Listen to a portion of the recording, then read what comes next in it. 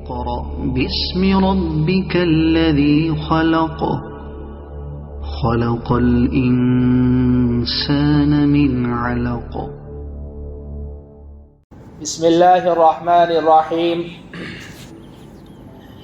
الحمد للہ رب العالمین والعاقبۃ للمتقین والصلاة والسلام على سید الانبیاء والمرسلین سیدنا وحبیبنا وحبیب رب العالمین محمد وعلى آلہ واصحابہ ومن هدى بهديه إلى يوم الدين. قال الله تبارك وتعالى في كلامه المجيد والفرقان الحميد: أعوذ بالله من الشيطان الرجيم. بسم الله الرحمن الرحيم.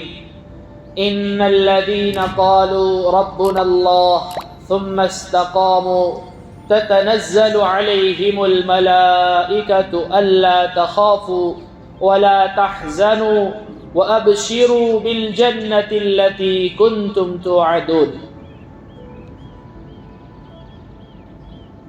وقال الله تبارك وتعالى في موضع آخر: يا أيها الذين آمنوا قوا أنفسكم وأهليكم نارا وقودها الناس والحجارة عليها ملائكة غلاظ شداد لا يعصون الله ما أمرهم ويفعلون ما يؤمرون.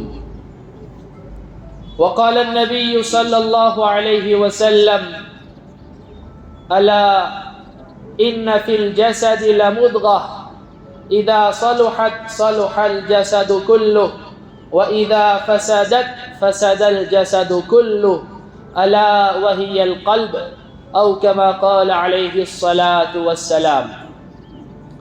آمنت بِاللَّهِ صَدَقَ اللَّهُ مَوْلَانَا الْعَلِيُّ الْعَظِيمُ وَصَدَقَ رَسُولُهُ النَّبِيُّ الْأُمِّيُّ الْكَرِيمُ وَنَحْنُ عَلَى ذَلِكَ لَمِنَ الشَّاهِدِينَ وَالشَّاكِرِينَ وَالْحَمْدُ لِلَّهِ رَبِّ الْعَالَمِينَ. درود شریف پڑھ لیں. اللہم صلی علی محمد وعلی آل محمد کما صلیت علی ابراہیم وعلی آل ابراہیم انک حمید مجید. اللہم بارک علی محمد وعلی آل محمد کما بارکت علی ابراہیم وعلی آل ابراہیم انک حمید مجید. میرے عزیزو، پیارو، بزرگو، اللہ کے رسول پر ایمان رکھنے والے میرے دین عظیم بھائیو، اولاً ہم اللہ سبحانہ و تعالی کا شکریہ ادا کرتے ہیں کہ اس نے ہم تمام کو ایمان اور اسلام جیسی عظیم نعمتیں عطا فرمائی. ایمان اور اسلام جیسی عظیم نعمت سے سرفراز فرمایا. دیکھیے جس طرح سے زندگی اور موت یہ انسان کے بس میں نہیں ہے. نہ کوئی انسان اپنی مرضی سے زندگی لے کر آتا ہے، نہ اپنی مرضی سے اس کی موت ہوتی ہے. ہم نہ اپنی مرضی سے یہاں آئے ہیں، نہ اپنی مرضی سے یہاں سے جائیں گے، نہ اپنی مرضی سے دوبارہ زندہ ہوں گے. تو جیسے زندگی اور موت پر انسان کا بس نہیں ہے، زندگی اور موت انسان کے بس میں نہیں ہے، ٹھیک اسی طرح ایمان اور اسلام بھی انسان کے اپنے بس میں نہیں ہے. کوئی آدمی ایسا نہیں ہے کہ اس کے بس میں تھا تو اس نے ایمان قبول کر لیا، اسلام قبول کر لیا، بلکہ اللہ کے حبیب پاک صلی اللہ علیہ وسلم کی بڑی چاہت تھی کہ آپ کے چچا خواجہ ابو طالب یہ ایمان میں آ جائیں، اسلام قبول کر لیں. اور آپ نے آخری دم تک کوشش کی اور ایمان اور اسلام کو پیش کیا.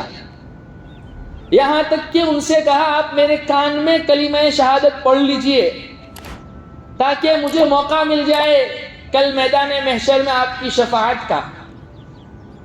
لیکن ان کا جواب یہ تھا کہ اخترت النار علی العار، میں آگ کو ترجیح دیتا ہوں آر پر. اللہ سبحانہ و تعالیٰ کو کہنا پڑا انک لا تہدی من احببت ولکن اللہ یہدی من یشاء. اے نبی جی، جسے آپ چاہیں اسے آپ ہدایت نہیں دے سکتے، ہدایت اللہ سبحانہ و تعالیٰ کے قبضے قدرت میں ہے. اور دوسری طرف دیکھیے ابو جہل، اسلام کا، مسلمانوں کا، اللہ کے نبی پاک صلی اللہ علیہ وسلم کا پکا دشمن، اور دشمنی میں کیا کچھ نہیں کیا، لیکن ان کے بیٹے کے مقدر میں ایمان اللہ رب العزت نے رکھا ہوا تھا. تو اکرمہ رضی اللہ عنہ کو اللہ سبحانہ و تعالیٰ نے ایمان عطا فرمایا. تو ہدایت اللہ سبحانہ و تعالیٰ کے قبضے قدرت میں ہے. اس ملک میں اس وقت جن حالات سے، جس دور سے ہم گزر رہے ہیں، ہمارا ایمان اور اسلام پر باقی رہنا یہ ہمارے لیے ایک بہت بڑا چیلنج ہے. اپنے آپ کو ایمان پر باقی رکھنا، اسلام پر باقی رکھنا، یہ تو الحمدللہ اللہ سبحانہ و تعالیٰ نے ہمارے بزرگان دین سے، علماء سے یہ کام لیا کہ اگر یہاں اس ملک ہندوستان میں مکاتب اور مدارس کے جال نہ بچھائے جاتے، دعوت و تبلیغ کی محنت کو وجود میں نہ لایا جاتا، اور دلوں کی اصلاح کے لیے خانقاہوں کا نظام نہ ہوتا، تو اس ملک میں ہمارا ایمان اور اسلام پر باقی رہنا بہت مشکل تھا. انہوں نے مدارس کا جال بچھایا، مکاتب کا جال بچھایا، اور اپنی آنے والی قیامت تک کی جنریشن کے لیے انہوں نے فکریں کی کہ کیسے اس ملک میں رہ کر ہم اپنے ایمان کو بچا سکتے ہیں اور ایمان پر باقی رہ سکتے ہیں، اسلام پر باقی رہ سکتے ہیں. دینی تشخص کے ساتھ، دینی آئیڈینٹی کے ساتھ ہم کیسے یہاں زندہ رہ سکتے ہیں. انہوں نے کوششیں کی، محنتیں کی. تو آج الحمدللہ ہمارے سروں پر ٹوپیاں نظر آ رہی ہے.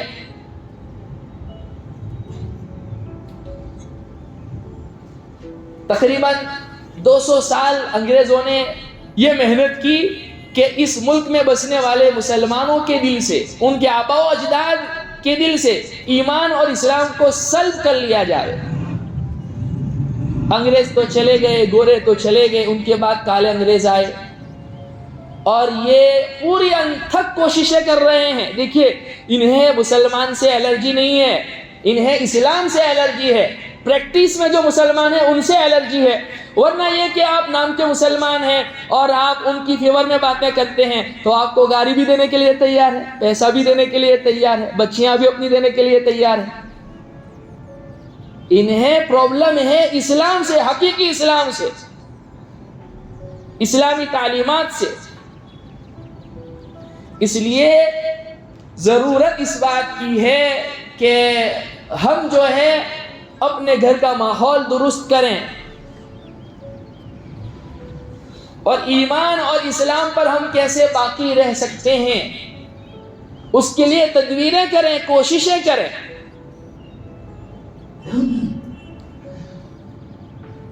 اس کے لیے صحابہ کرام رضوان اللہ تعالی علیہ مجمعین کی سیرت کو پڑھا جاوے، ان کی زندگیوں کو پڑھا جاوے کہ ان کے نزدیک ایمان اور اسلام کی کیا وقعت تھی، کیا قدر تھی. مصعب بن عمیر رضی اللہ عنہ بہت رئیس گھرانوں میں ان کا شمار ہوتا تھا. بچپن میں باپ کا انتقال ہو گیا تھا، پیچھے بہت سارا روپیہ پیسہ چھوڑا تھا. ملک کے شام سے ان کے باپ کے انتقال کے بعد ماں نے بڑے لاڑ اور پیار سے پالا. 200 درہم کا جوڑا سل کے آتا تھا ملک کے شام سے ان کے لیے، اور ایسی خوشبو لگاتے تھے کہ جس گلی سے گزرتے تھے وہ گلی معطر ہو جاتی تھی، انگلیاں اٹھتی تھی ان کے اوپر، یہاں سے مصعب کا گزر ہوا ہے. لیکن اللہ سبحانہ و تعالیٰ نے جب ایمان جیسے عظیم دولت عطا فرمائی، اسلام میں آ گئے تو بڑے سخت ترین حالات آئے لیکن ڈگمگائے نہیں۔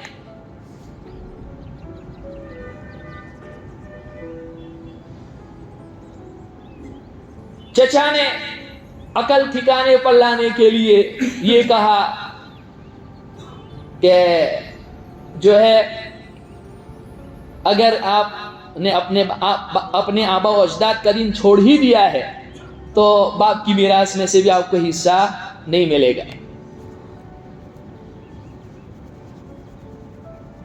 تو گھر وار کو رخصت کر کے جانے لگے تو چچا کو لگا کہ اس بات کا بھی اثر نہیں ہوا، تو کہا کہ جو کپڑے پہنے ہیں نا وہ بھی مشرک باپ کے ہیں، وہ بھی نکالو۔ جیسے تیسے کر کے اپنے صدر کو چھپایا ہے اور اللہ کے حبیب پاک صلی اللہ علیہ وسلم کی خدمت میں آئے ہیں، آپ کی آنکھوں سے موٹے موٹے آنسو گرنے لگے۔ یہ وہی مصعب ہے جو 200 درہم کا جوڑا پہنتا تھا، یہ وہی مصعب ہے جو ایسی خوشبو لگاتا تھا کہ مکہ کی پوری گلیاں مہک اٹھتی تھی۔ حبشہ کی طرف ہجرت کر کے گئے اور پھر واپس جب آئے ہیں اور پھٹے پرانے کپڑے تھے، چتھرے والے کپڑے تھے، انتہائی برا حال تھا۔ اللہ کے حبیب پاک صلی اللہ علیہ وسلم رو دیے۔ کیوں؟ وہ ان کا بیک گراؤنڈ جانتے تھے کہ یہ کس خاندان سے آئے ہیں، کیسی قربانیاں دے کر آئے ہیں۔ اور پہلی بیعت جو اللہ کے نبی پاک صلی اللہ علیہ وسلم کے ہاتھوں ہوئی تھی، سیرت کا جب تذکرہ چل رہا تھا اس وقت میں نے یہ باتیں بتلائی تھی، تو اللہ کے نبی پاک صلی اللہ علیہ وسلم نے 10-12 لوگ جو آئے تھے تو اللہ کے نبی پاک صلی اللہ علیہ انہوں نے درخواست کی تھی کہ ایک معلم، ایک ٹیچر کی ہمیں ضرورت ہے جو ہمیں قرآن بتلائے، جو ہمیں صحیح دین بتلائے۔ اللہ کے نبی پاک صلی اللہ علیہ وسلم نے مصعب بن عمیر رضی اللہ عنہ کو ان کے ساتھ کیا اور 1 سال مدینہ والوں پر محنت کی، اور 1 سال کی محنت کے بعد جو ہے انہوں نے 72 آدمیوں کو تیار کیا۔ اللہ کے حبیب پاک صلی اللہ علیہ وسلم سے کہا یا رسول اللہ یہ میری 1 سال کی محنت ہے، اور 72 لوگوں نے ایمان اور اسلام قبول کیا، اور یہی وہ 72 لوگ تھے جنہوں نے اللہ کے حبیب پاک صلی اللہ علیہ وسلم کے ہاتھ میں ہاتھ ڈال کر بیعت کی تھی کہ ہمارا جینا مرنا آپ کے ساتھ ہے، ہم اپنی جانوں سے زیادہ آپ کی حفاظت کریں گے، سب سے زیادہ آپ کو پروٹیکٹ کریں گے، کوئی آپ کا بال بیکار نہیں کر سکتا، ہم پوری ضمانت لیتے ہیں، آپ کی حفاظت ہم کریں گے۔ اور پھر اللہ کے نبی پاک صلی اللہ علیہ وسلم گئے ہیں۔ بہرحال غزوہ احد میں ان کی شہادت ہوئی، ان کے ہاتھ میں اسلام کا جھنڈا تھا، ایک بازو کٹ گیا، دوسرے ہاتھ میں لے لیا، دوسرا بازو کٹ گیا تو اپنے سینے سے چمٹ لیا، یہاں تک کہ شہید ہو گئے۔ جب شہداء کو دیکھنے کی باری آئی تو ان کے پاس اتنی چادر بھی نہیں تھی جس میں ان کو جو ہے کفنایا جاتا، سر پر ڈالتے تھے تو پاؤں کھل جاتا تھا، پاؤں پر ڈالتے تھے تو سر کھل جاتا تھا۔ اللہ کے نبی پاک صلی اللہ علیہ وسلم سے بالآخر کہا گیا، آپ نے فرمایا کہ سر کو ڈھانپ دو اور پاؤں پر اذخیر گھاس ڈال دو، قربانیاں۔ ان الذين قالوا ربنا الله ثم استقاموا تتنزل عليهم الملائكة ألا تخافوا ولا تحزنوا وأبشروا بالجنة التي كنتم توعدون، کہ بلا شبہ وہ لوگ جنہوں نے یہ کہا کہ ہمارا رب اللہ ہے، پھر اس پر جم گئے، چاہے کیسے بھی حالات آوے جم گئے، تو اللہ سبحانہ و تعالیٰ کی طرف سے بھی یہ انعام ملتا ہے کہ فرشتوں کا ان کے اوپر نزول ہوتا ہے، اور وہ بشارت سناتے ہیں کہ خوف کرنے کی ضرورت نہیں ہے، ڈرنے کی ضرورت نہیں ہے، غم کرنے کی ضرورت نہیں ہے۔ اللہ تخافوا ولا تحزنوا وابشروا بالجنة التي كنتم توعدون، اور تمہیں اس جنت کی بشارت ہے جس کا تمہیں وعدہ کیا جا رہا تھا۔ تو صحابہ کی سیرت کا اگر ہم مطالعہ کریں گے تو ہمیں پتہ چلے گا کہ انہوں نے کیسے ایمان کی محنت کی اور اپنے گھر والوں کی کیسی فکر کی، کیسے ان کو دین اور اسلام پر باقی رکھنے کی محنت کی اور کوششیں کی۔ اللہ کے نبی پاک صلی اللہ علیہ وسلم نے ارشاد فرمایا لا تجعلوا بیوتکم مقابر، کہ اپنے گھروں کو قبرستان نہ بناؤ۔ صحابہ نے پوچھا یا رسول اللہ اس کا کیا مطلب ہے؟ تو آپ نے فرمایا گھروں کو قرآن کی تلاوت سے آباد کرو، نفل نمازوں سے آباد کرو. یہی وجہ ہے کہ اصل مسئلہ یہی ہے اور سنت بھی یہی ہے کہ اللہ کے نبی پاک صلی اللہ علیہ وسلم خود بھی اور صحابہ کرام رضوان اللہ تعالی علیہم اجمعین بھی سنتیں اور نوافل گھروں میں پڑھتے تھے. جب ہمارا بچہ ہمیں فجر کی نماز سے پہلے کی 2 رکعت سنت گھر میں پڑھتا ہوا دیکھے گا, ظہر کی 4 رکعت فرض سے پہلے کی 4 رکعت جو سنت ہے مؤکدہ وہ گھر میں پڑھتا ہوا دیکھے گا, تو اس کے اندر خود بخود یہ داعیہ پیدا ہوگا. جب وہ ہمیں گھروں میں قرآن کی تلاوت کرتا ہوا دیکھے گا تو اس کو بھی قرآن سے انس اور محبت ہوگی. اس کے اندر بھی حافظ القرآن بننے کا جذبہ اور داعیہ پیدا ہوگا.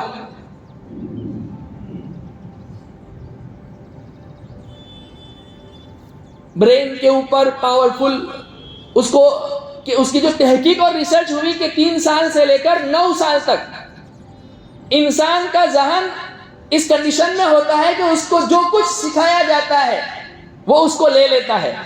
9 سال کے بعد وہ پتھر کی طرح سخت ہو جاتا ہے. اس لیے آپ اس کو جو بنانا چاہتے ہیں, اس کو جو دینا چاہتے ہیں, یہ 6 سال کی عمر میں دو. تو صحابہ گھروں میں قرآن کی تلاوت کرتے تھے. سیدنا ابوبکر صدیق رضی اللہ عنہ کے بارے میں آتا ہے کہ وہ اپنے گھر کے صحن میں قرآن کریم کی جب تلاوت کرتے تھے تو ایسی سریلی آواز تھی اور ایسا پیارا انداز تھا کہ مکہ کی عورتیں اور ان کے بچے وہ جب ان کی قرآن کی تلاوت سنتے تو آنکھوں سے ان کے آنسو بہتے تھے, کیونکہ وہ عربی زبان جانتے تھے. ایسی قرآن کریم کی تلاوت کرتے تھے. لیکن آج ہمیں قرآن کی تلاوت میں لذت نہیں آتی. ہم قرآن کو صرف رمضان کی کتاب جانتے ہیں اور رمضان میں ایک قرآن ختم کر لیتے ہیں اور یوں سمجھتے ہیں کہ ہم نے قرآن کا حق ادا کر دیا. ہماری سب سے زیادہ دلچسپی کس کے ساتھ ہے؟ موبائل کے ساتھ, لیپ ٹاپ کے ساتھ, انٹرنیٹ کے ساتھ, فیس بک کے ساتھ, انسٹاگرام کے ساتھ, واٹس ایپ کے ساتھ, سوشل میڈیا پر. پہلے تو ایسا ہوتا تھا کہ گھر میں ایک ٹیپ ہوتی تھی, ایک جگہ سے گانے کی بجنے کی آواز آتی تھی. اب تو ایسا ہے کہ گھر کے چاروں کونوں سے جو ہے نا ٹک ٹاک کے اوپر, فیس بک کے اوپر, واٹس ایپ کے اسٹیٹس کے اوپر گانوں کی آوازیں آتی ہے. ماں کے ہاتھ میں موبائل ہے, باپ کے ہاتھ میں موبائل ہے, بچے کے ہاتھ میں موبائل ہے, بچی کے ہاتھ میں موبائل ہے. چاروں الگ الگ کونوں میں بیٹھے ہوئے ہیں اور موبائل کے اوپر فحش ویڈیو, گانے, میوزک اور یہ اخلاق کو بگاڑنے والی چیزیں دیکھ رہے ہوتے ہیں. قرآن سے ہماری دلچسپی نہیں, گھروں میں تعلیم نہیں, گھروں میں قرآن کریم کی تلاوت نہیں. میں اس سے پہلے بھی یہ بات عرض کر چکا ہوں کہ حضرت اقدس مفتی سید احمد صاحب پالنپوری رحمت اللہ علیہ فرمایا کرتے تھے کہ لوگ بہت کثرت سے جو ہے نا گھروں میں اثرات کی, جنات وغیرہ کی, آصف وغیرہ کی, نظر بد کی شکایت کرتے ہیں کہ کسی نے ہمارے اوپر کچھ کر دیا ہے. اس کی سب سے بڑی وجہ کیا ہے؟ گھروں پر شیطانوں کا تسلط, جناتوں کا تسلط کب ہوتا ہے؟ جب گھروں میں گندگیاں ہوتی ہے. ایک ریزن انہوں نے یہ بتلایا کہ گھروں میں گندگیاں ہوتی ہے. گھر میں چھوٹے چھوٹے بچے ہوتے ہیں, کہیں کسی کونے میں وہ پیشاب کر دیتے ہیں, یا ان کے پیشاب والے کپڑے ماں باپ اس کو اگنور کرتے ہیں, جلدی دھونے کو ضروری نہیں سمجھتے ہیں, تو شیطان وغیرہ کا تسلط ہوتا ہے. دوسرا, جب گھر قرآن کی تلاوت سے ویران ہوتے ہیں, گھروں میں قرآن کی تلاوت نہیں کی جاتی, تو پھر اس صورت میں شیطانوں کا تسلط ہوتا ہے. اس لیے ضرورت اس بات کی ہے کہ قرآن سے ہم محبت کریں, اس سے وابستگی رکھیں.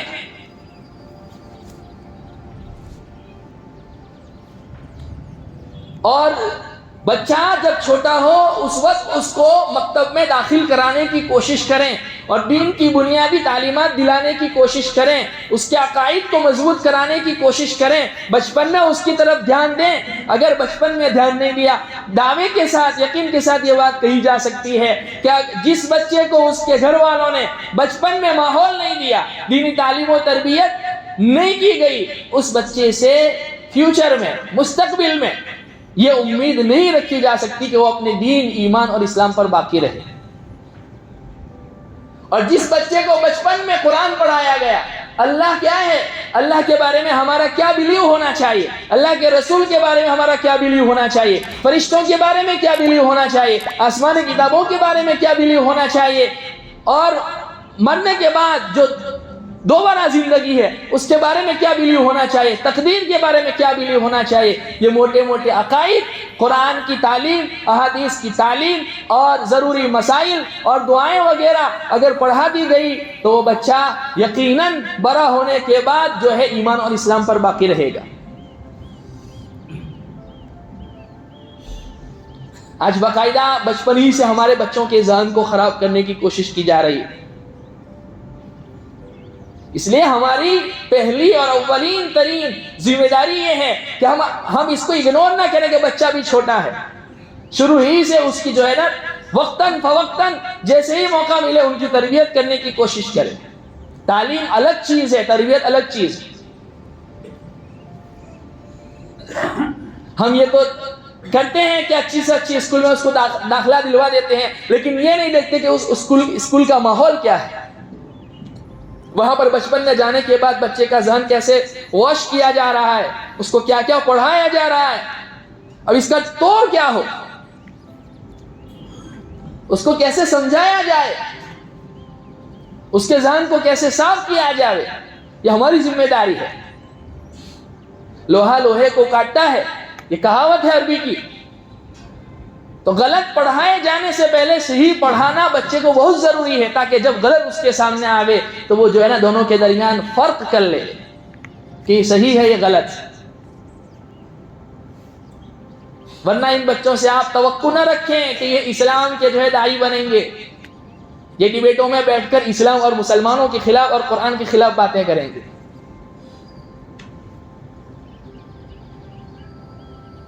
ابھی دل دہلانے والی کارگزاری آئی.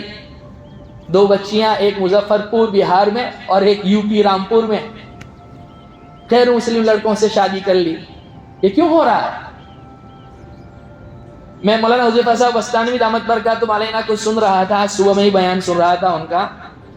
تو وہ کہہ رہے تھے کہ میرے ایک دوست کا فون آیا اور کہنے لگے یہ میری بچی ہے، ای فارمیسی کیا، بی فارمیسی کیا، ایم فارمیسی کیا اور کسی غیر مسلم لڑکے کے عشق میں مبتلا ہو گئی ہے.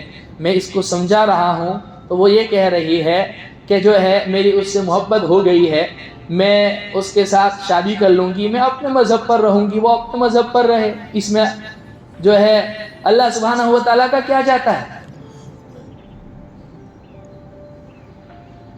اور 2 گھنٹے سمجھانے کے بعد وہ کہہ رہی ہے کہ یہ 800 بچیاں جو مرتد ہو گئی ہے، کیا اللہ سب کو جہنم میں ڈال دے گا؟ کیسا برین واش کیا جا رہا ہے، کیسی محنت ہو رہی ہے.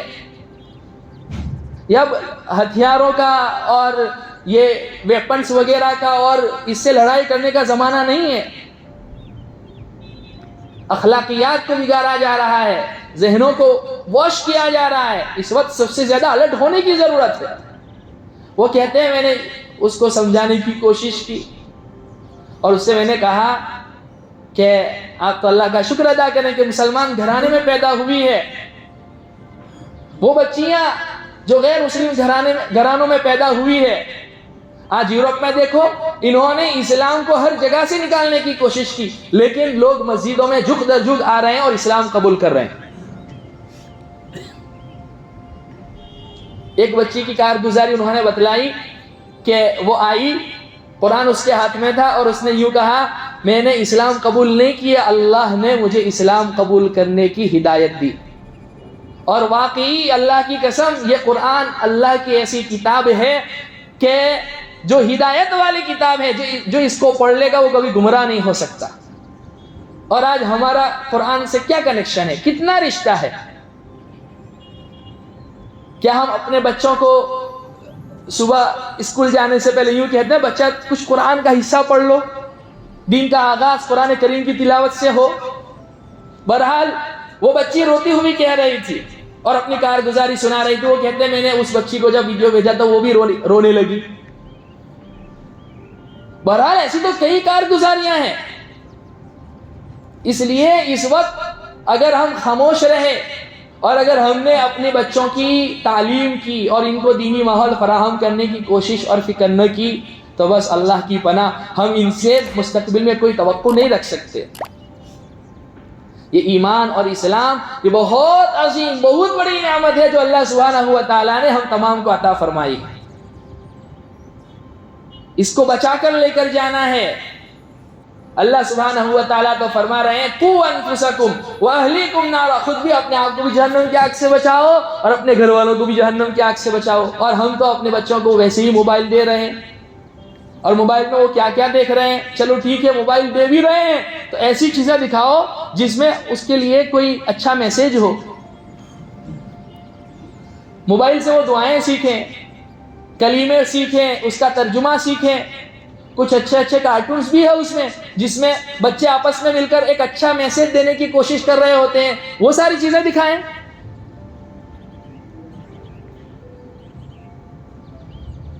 ہم جو ہے ایک لا تعلقی کا اظہار کرتے ہیں، کوئی ہمیں فکر ہی نہیں ہے۔ جبکہ اس سے پہلے بھی میں یہ بات بتا چکا ہوں، مفتی محمد شفیع صاحب رحمۃ اللہ علیہ نے اسی آیت کے تحت لکھا ہے کہ سب سے بدترین عذاب ان ماں باپ کو ہوگا جنہوں نے اپنی اولاد کو دین سے آراستہ نہیں کیا ہوگا۔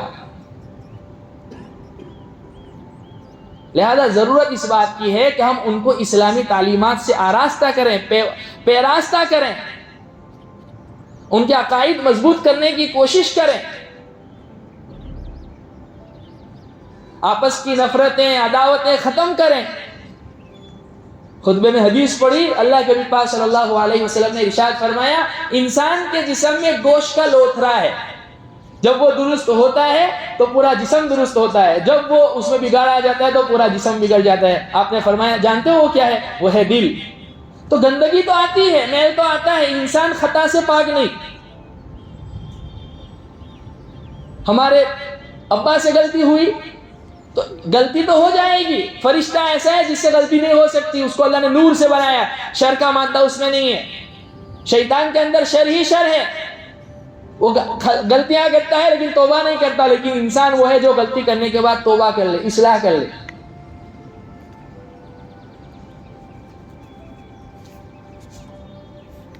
تو آپ نے فرمایا وہ دل ہے۔ تو ضرورت اس بات کی ہے کہ ہم اپنے بچوں کو بچپن ہی سے ان کی دینی تعلیم ان کو دینے کی کوشش کریں۔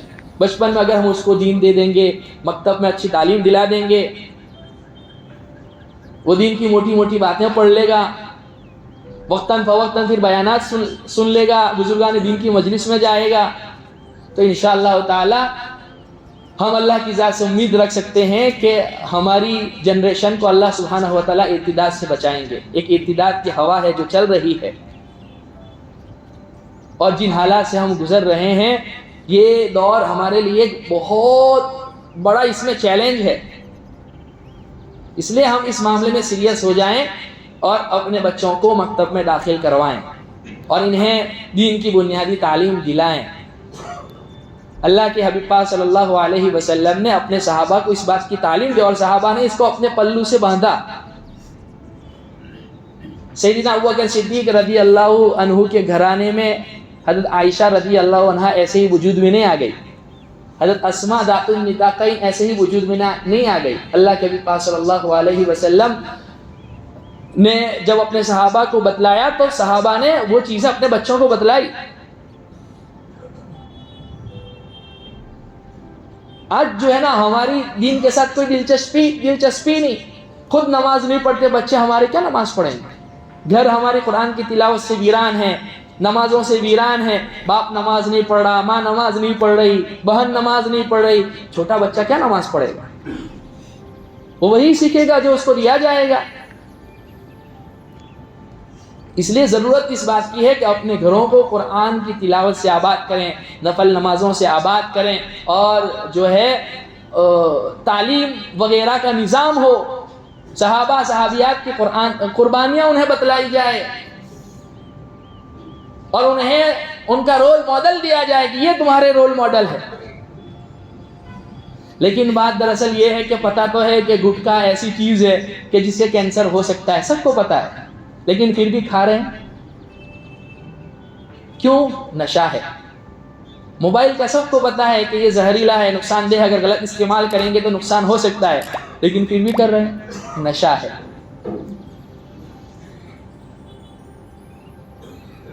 لہذا جو ہے ضرورت اس بات کی ہے کہ ہم جو ہے بے فکر نہ ہو جائیں، اپنے اولاد کی فکر کریں، اپنی بچیوں کی فکر کریں، انہیں بہترین اخلاق دیں.